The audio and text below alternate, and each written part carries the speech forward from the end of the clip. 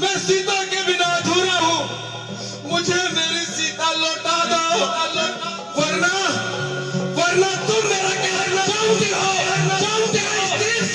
इस तीर से और आकाश ऐड कर दूंगा, ऐड कर दूंगा, ऐड कर दूंगा। ठहरो राजन।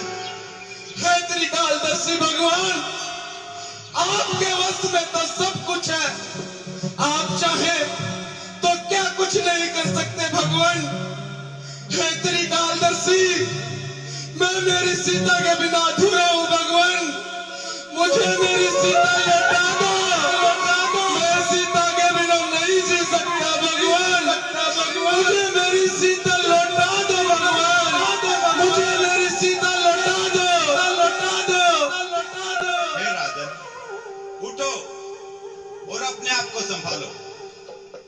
ये तो विधि का विधान है, जो इस संसार में आया है उसे एक दिन अवश्य जाना पड़ा है।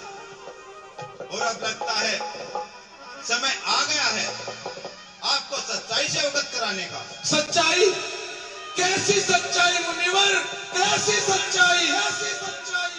हे राजन, आप विष्णु के अवतार हैं। एक समय विष्णु शिकार के लिए निकले, सामने चकवा व चकवी भ्रमण कर रहे थे।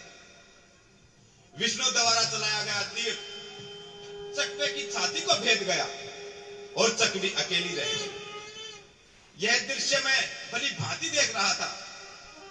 मैंने क्रोध में आकर विष्णु को श्राप दे दिया कि आप भी एक जन्म में पृथ्वी पर राम नाम के रूप में जन्म लेंगे और आप भी इसी तरह अपनी पत्नी से बिछड़ जाएंगे।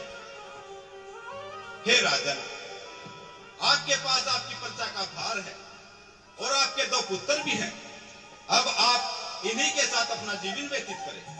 हे मुनिवर, अगर इस धरती पर हर जीव मानव के रूप में जन्म लेता है और अपने कर्मों का भुगतान करता है, तो मैं भी अपने कर्मों के भुगतान के लिए तैयार हूँ।